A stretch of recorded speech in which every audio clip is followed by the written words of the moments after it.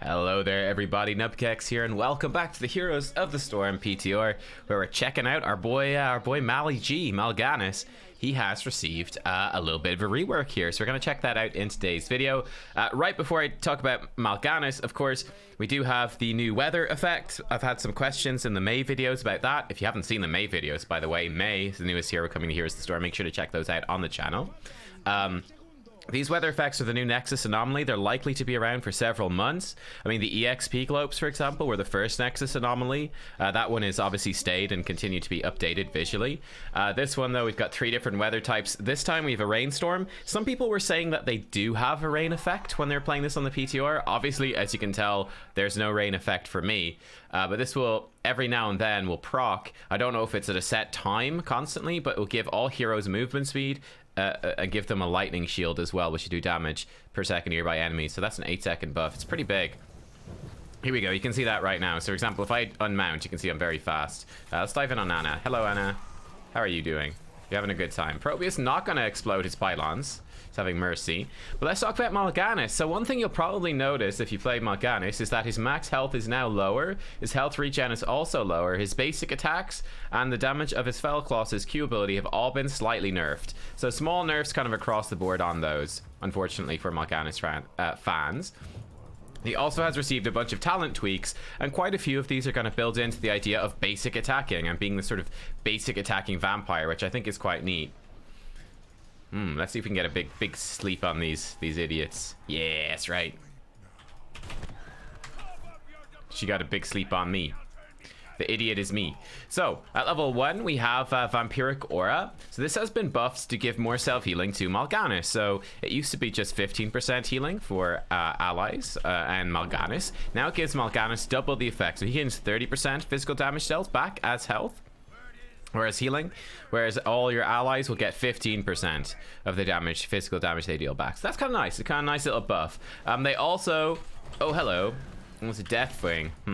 They also kind of changed how time to feed works here, which is interesting. So time to feed is the kind of cooldown based thing. You do damage. Ooh, he might actually die. Maybe, not quite. That would have been awesome, but no. Time to feed. You do damage whenever you heal whenever you damage an enemy hero. Has a 6-second cooldown per hero. So they nerfed the healing that it does. Unfortunately, it doesn't heal for as much now. Oh, hi. Oh, he just came back in almost dead. But if you hit heroes with Fell Claws, if it's your Q ability that procs it, you get extra, you get more benefits. So that's really nice. That's a pretty big deal. I think it's double, yeah. Healing is doubled if you damage heroes with Fell Claws. So if you do make sure to proc your time to feed, or just by happenstance, that tends to be a way that you often do proc it, it's going to work better. So there you go. Level 4 then, we have again a bunch of reworks of this whole talent here. We're going to go with this build but fueled by Torment, which is almost the same. While our Necrotic Embrace is active, we'll heal every time we take damage, and our Vamp Touch will convert more hero damage into healing. We're going to take that. So they just buffed the bonus to Vampiric Touch, so the bonus to your self-healing when you damage heroes. They buffed that slightly. Might of Sargeras used to lower the duration of this, I think from 3 to 2 seconds, but now it's just straight up twice as much armor for 3 seconds. So 50 armor for 3 seconds every 8 seconds. This is kind of insane.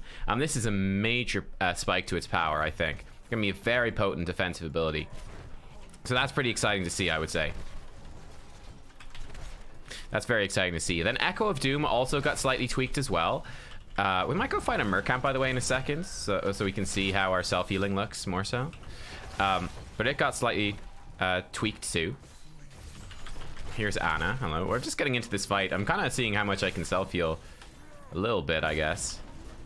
47 per basic attack at this level. It's not too bad. Sorry. Echo of Doom. So this will, when Necrotic Embrace expires, it will explode. Yeah, it explodes again a second time, and every hero that you hit with that explosion will give you mana back, and it will reduce the cooldown. So let's say we hit 2 heroes, which is reasonable enough. We'll get 10 mana back, which is, you know, a chunk of that, and it will reduce it by 1.5 seconds, roughly speaking. So a little bit of a tweak to that. I definitely think the most exciting thing is quite the simple changes. Might of Sargeras there. That's going to give you a lot more burst survivability, which is cool. But we're going for vampire builds. We're all about that self-healing here. We're all about that self-healing. let's take some damage from a tower and basic attack some stuff. Now, level 7, this is where things start to get really interesting. One of his talents got removed. I don't remember what it was, though. So, unlucky. But Black Claws has got a very big buff here. Very big buff. After Ganis hits an enemy hero with Fell Claws, his next basic attack does 60% more damage and will reduce the armor of that hero by 15 for 2 seconds. So that's pretty nice. Let's check it out here. So you can see I'm lowering the armor of both these heroes, which is, I think, pretty awesome, and making those abilities do more damage. You can see we hit for 200, and obviously we're going to be healing for more when we do that as well, thanks to our self-healing. So, I mean, this all sort of stacks up. We're doing more healing. When we pop Vamp Embrace, when we Q somebody, we're hitting harder, and then we're healing for physical damage dealt. So it all sort of adds up. I think it's a pretty neat little effect, which should be kind of noticeable. So yeah, I think that's pretty cool. Will of Tichondrius got a complete rework as well. This used to just steal max health with your Qs. I think this is actually pretty bad. I'm just going to sit here and explain this, because I think this is pretty bad and it's pretty major. Each enemy hero hit by the first 2 slashes of your Fell Claws will make the final slash steal 1% max health from enemy heroes, up to 4%. Pretty underwhelming. So the first 2 slashes are just powering it up. And if you hit 4 heroes with the first 2 slashes, so that's like on average 2 per slash, which is honestly, it's pretty difficult to do. That's not easy to do, I don't think. Man, we're getting kind of melted there, actually. Jeez. We're getting very melted. Anna is a counter to us. We'll sidestep that. Don't want to be in the Probius explosion. Anna stopping our self-healing is really not good for this new Ganis build where we're trying to self-heal. But yeah, I just think that's awkward. It makes the final slash stun enemies for an additional 0.25 seconds, which is pretty underwhelming. I just think it's really difficult to actually land that, so I'm not a big fan. I think this is a big nerf. I think Black Claws now is looking really, really appealing. Like, lowering armor is really good. Spreading Plague is also really good at 7. So this used to activate, I think when Night Rush ended, you'd start just pulsing damage for 5 seconds, and basic attacks against heroes refreshed it. It now starts pulsing damage as soon as you cast Night Rush. I think this Spreading Plague is really good too. It's just going to add up to a bunch more damage. Just generally speaking, it's quite easy to have good uptime on it, no problem. So lots of stuff happening there. We'll go with Carrion Swarm here. We could go for Dark Conversion against Deathwing. That'd be kind of funny. We need to get to low life, though, and in theory, we should be life-stealing quite a bit and not being on low life too much. I mean, we'll see. We'll see. We get into some more team fights. Are we gonna look for a fight up here? Probably a bad idea to dive under the towers. We can open it up, though, for the possibility. We're pushing in mid, so this could be... we could be throwing down here. Anna's going for the kill on Sergeant Hammer. Deathwing coming in as well. We don't particularly seem to be reducing his armor, which sucks. Oh, hello. Put these to sleep. Hello. Are we gonna go in here, guys? You can see that actually, that's quite a bit of self-healing when we start like beating into Deathwing. That's not bad. That's not bad at all. Yeah.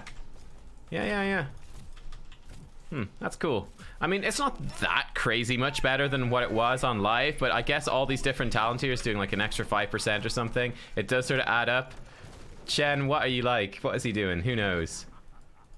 Oh, the enemy team, they're running away. Cowards! Cowards! Fight me! Imperius going in. I've been put to sleep. Unlucky. Put them to sleep as well. Sounds good. We'll go bat mode. You can see we're healing quite a bit from bat mode. That's the same as it always was, of course. Whoop, bit of lag there. We want to make sure to really weave those basic attacks. Like with Fell Claws, especially with the old Will of Tichondrius where they're just stealing max health, you kind of spam it a fair bit just to get to the stun quickly and get that move speed. With Black Claws, you're definitely... it's going to be... it's taking me a bit of an adjustment period for sure. You really want to be... weaving those basic attacks in and making sure that each of your Qs hits a hero. That's actually kind of important. You see, it doesn't work on these guys though. No luck against NPCs. Ooh, this will actually help us clear this camp faster. Okay, we have a couple more talent tiers coming up. I'm very excited for that level 16. We got some cool stuff there.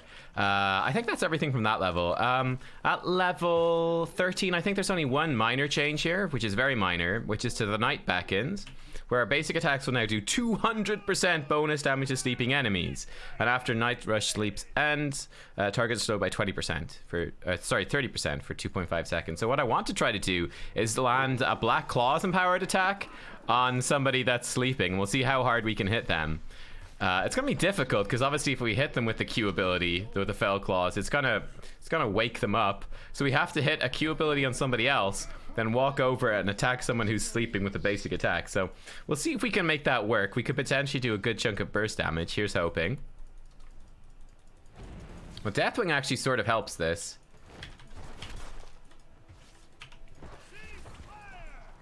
Well, she woke up straight away, so never mind. Shen. Chase her down, Shen. Get her. Boom. I do like the little crit effect. That is quite fun. It's kind of nice. I quite like Black Claws as an idea for the talent. I do feel, like I said, I feel Will of Tichondris has been extremely over-nerfed. I don't think that's good. I just feel like it's so difficult to actually make that do anything useful. Compared to Black Claws, which is now, in my opinion, very strong, or you got Spreading Plague, which is good for just generic, just damage without really having to think about it. Level 16, let me give you a preview. Level 16 looks, it's quite cool. So blind as a bat, number 1, enemy heroes hit by the final slash of Fell Claws will reduce the cooldown, so you're gonna be able to use blind as a bat more often. Obviously Plague Bats was like, it's just really, really good, so that's the one that's been taken most often. These other two are getting buffs though. Now the reworked one I want to see in this one is Frenzied Assault, guys. Basic attacks against heroes with a higher health percentage heal for an additional 50% of damage dealt, and basic attacks against heroes with a lower health percentage give 35% attack speed for 2 seconds. So this is gonna be pretty nice. So when we're low on health, we should be healing for absolutely tons, and we should just be helping to kill heroes and pick them off with our basic attacks, and hopefully just slamming some basic attack damage into them when they're lower, which is kind of cool. So you can see against this camp how much sort of healing we do. Like, we can sustain ourselves pretty well against a bruiser camp. It's not an insubstantial amount of self-healing. You know, it's small, but it sort of adds up. The enemy team is really not fighting us very much here. They're really struggling. That's one thing I've noticed. I don't know what they've changed with the AI, but, I mean, you guys have seen it in the May games as well. It's like, some AI teams just can't seem to get out of their base. Oh, that hit very hard. I popped up the score screen by accident, but that hit hard. That was the 200% bonus damage against a sleeping target. That was pretty good. My Fell Claws.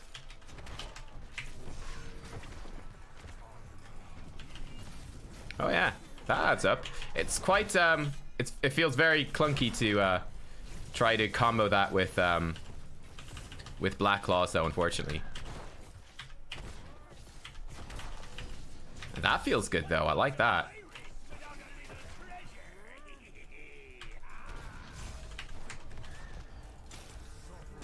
Okay, we're not gonna be able to kill him, I don't think. Hey Anna, come over here.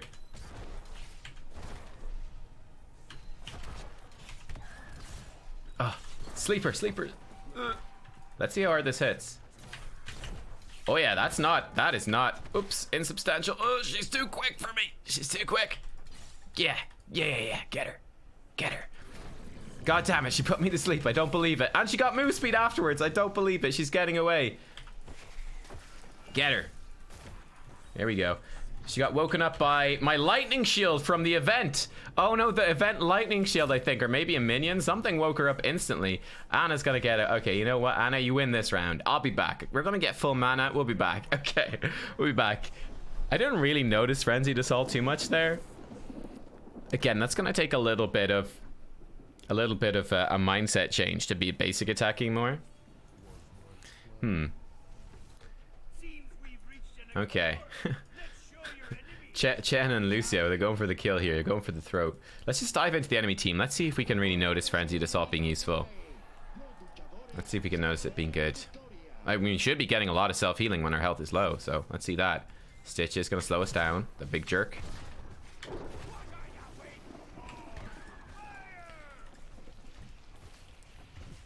Yeah, you can definitely see we've got a bit of a faster attack speed. Put Stitches asleep here. This is the problem. He does wake up insta quite often, quite easily. But yeah, a little bit of extra attack speed. It's nice. It's nice.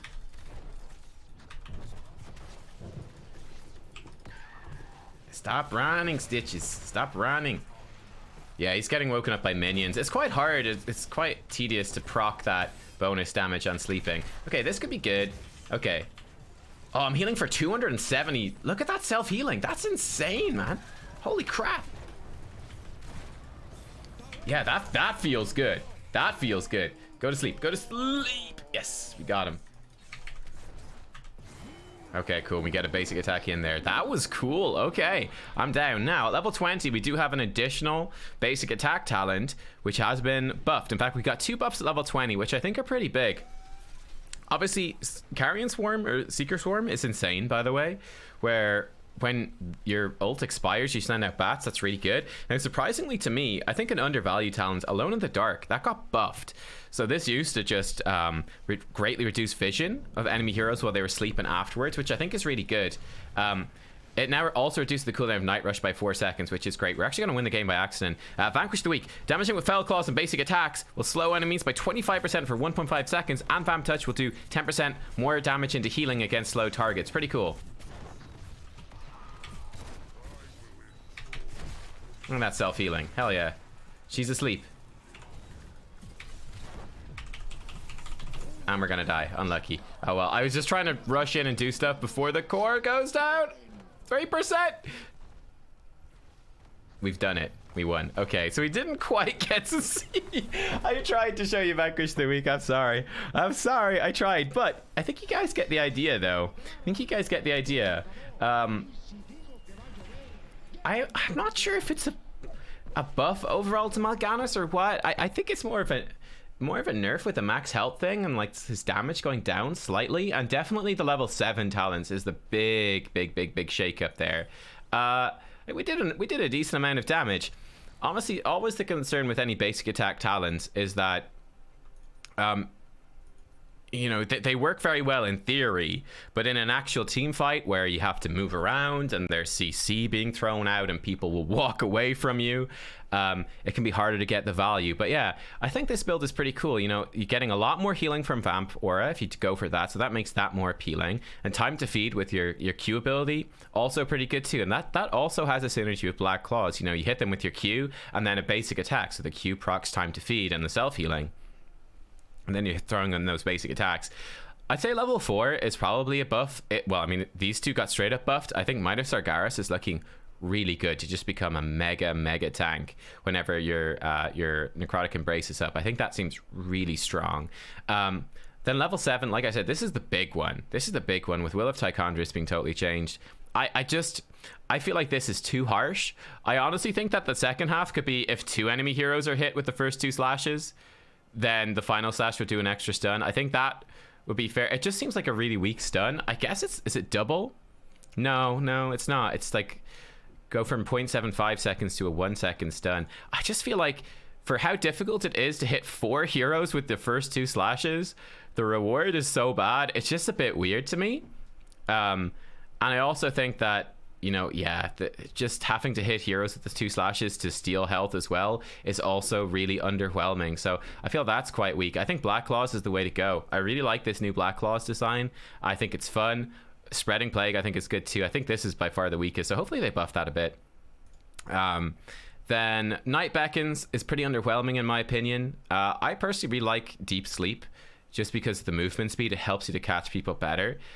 The basic attacks, that does a lot of damage if you can hit a sleeping target, but that's the thing really, isn't it? It's if you can hit that sleeping target. And as you saw, I'm pretty sure that the lightning shield from the event in fact was breaking the sleep, so a little bit awkward there, and that kind of is random when it procs as far as I can tell, so bit awkward.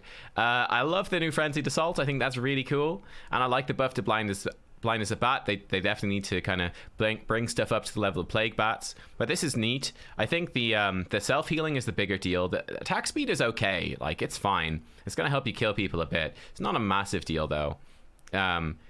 But definitely the 50% more healing from basic attacks is pretty nifty.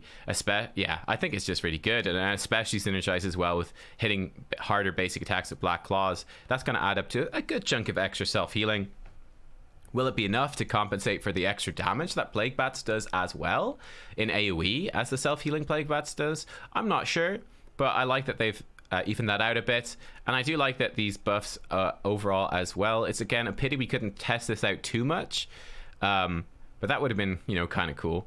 And yeah, we got some nice stuff happening there. So that's Ganis. Like I said, a minor rework building on the vampire theme.